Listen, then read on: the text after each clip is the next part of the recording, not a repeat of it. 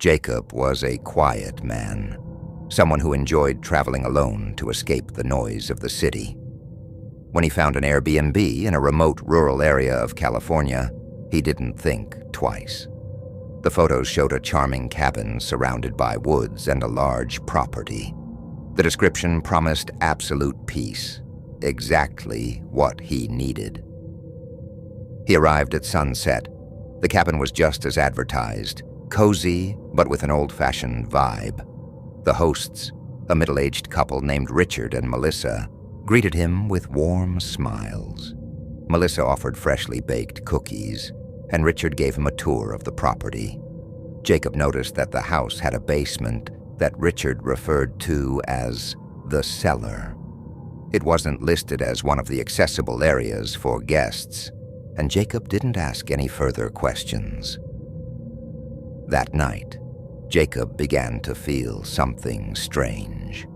The cabin, as quiet as promised, had an oppressive atmosphere. While he was settling on the couch with a book, he noticed one of the paintings on the wall seemed slightly tilted. He got up to straighten it and felt as though he were being watched. He looked out the window, but all he saw was the pitch-black night. The next morning, Jacob found a note stuck to the front door. It read, "If you need anything, knock 3 times on the basement door." It was odd, but he thought it might be a joke. After all, the hosts seemed friendly, if a little peculiar. That night, however, things took a dark turn.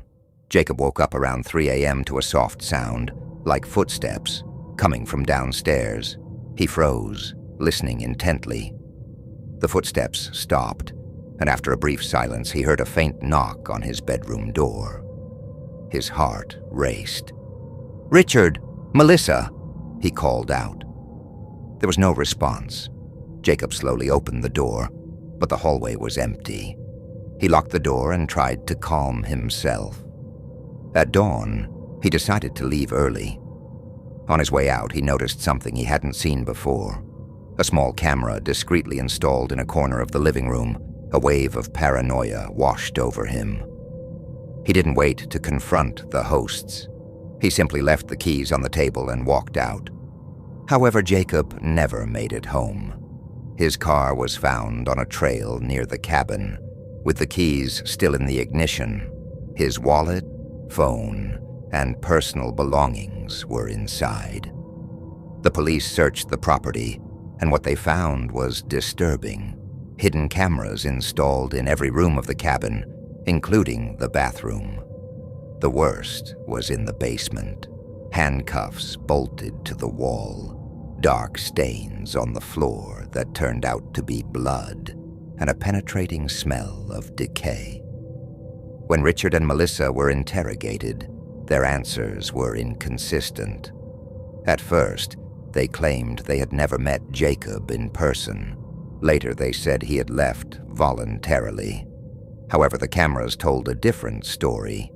They showed Jacob nervously moving around the cabin, seemingly looking for something, until he vanished from the footage, heading toward the basement door. Although the couple was arrested for invasion of privacy and circumstantial evidence of kidnapping, Jacob was never found. Some believe Richard and Melissa weren't the only ones involved, that the property was connected to something much darker. To this day, the case remains unsolved, and the cabin's surroundings remain abandoned, shrouded in rumors and fear. A few years ago, a young couple decided to spend a weekend exploring a coastal town they had always wanted to visit. They searched for a cozy Airbnb and found one that seemed perfect, located in a quiet area near the beach, with rustic yet elegant decor. The host, an elderly woman, greeted them personally upon arrival. She seemed kind and gave them a tour of the house. The property was old but well-maintained, with several rooms connected by a long, narrow hallway. Everything appeared to be in order, until nightfall, when things took a strange turn. While the couple relaxed in the living room, They began to hear noises coming from the floor above. It didn't sound like footsteps, but something subtler, as if someone was moving slowly through the hallways. They assumed it might be the host, who had mentioned she slept upstairs. However, when they went up to check, they found no one. Returning to the living room, they started to feel an oppressive tension in the air. Something didn't feel right. The couple decided to sleep in the master bedroom, but during the night, they were awakened by the eerie sensation of being watched. Marta, the young woman, saw a shadow darting down the hallway and heard what sounded like heavy breathing near the bed. Frightened, she woke her boyfriend, who tried to reassure her. But what they both saw next was even more horrifying. A blurry, short-statured figure stood in the doorway of their room, its head tilted to one side, as if silently observing them.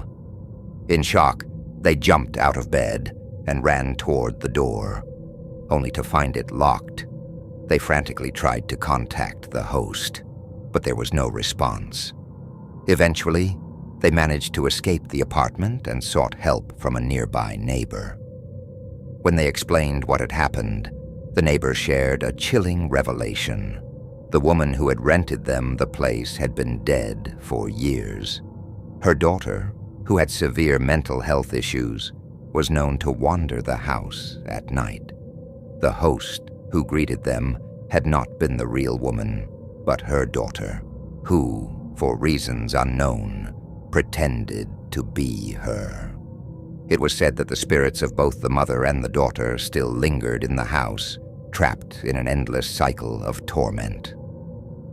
Horrified, the couple left immediately and vowed never to rent in that area again.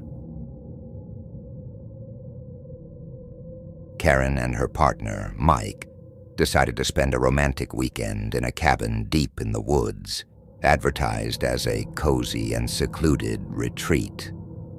Upon arrival, everything seemed perfect. The place was clean, decorated in a rustic style, and the view was breathtaking. However, from the very beginning, Karen felt something odd in the air, a sensation that someone was watching them. On their first night, while having dinner, they heard a metallic sound, like something dragging beneath the floor. Mike dismissed it, saying it was probably just the heating system. Karen wasn't convinced, but let it go. Before heading to bed, they noticed a frame on the wooden wall that didn't quite fit. When they touched it, they realized it wasn't just decoration. It was a hidden door. Curiosity got the better of them, and Mike opened it. Inside, they found a small room with an old bed, a chair, and a video camera pointed directly at them. The most unsettling part was that the camera was on and streaming live. Panic set in. They searched the cabin for more cameras and found several hidden in the bathroom, kitchen, and living room. They decided to leave immediately, but when they reached the car, all the tires were completely done to flat. Karen tried calling the owner, but there was no cell signal. Suddenly they heard footsteps behind them. A tall man with an unsettling smile appeared under the dim porch light. "Leaving already? We were just getting to know each other," he said mockingly. Karen and Mike ran into the woods, leaving everything behind. They spent hours hiding until they finally found cell service and called for help. When they returned with the police, the cabin was empty and the Airbnb owner was nowhere to be found. Later they discovered that several people who had rented the cabin had disappeared without a trace.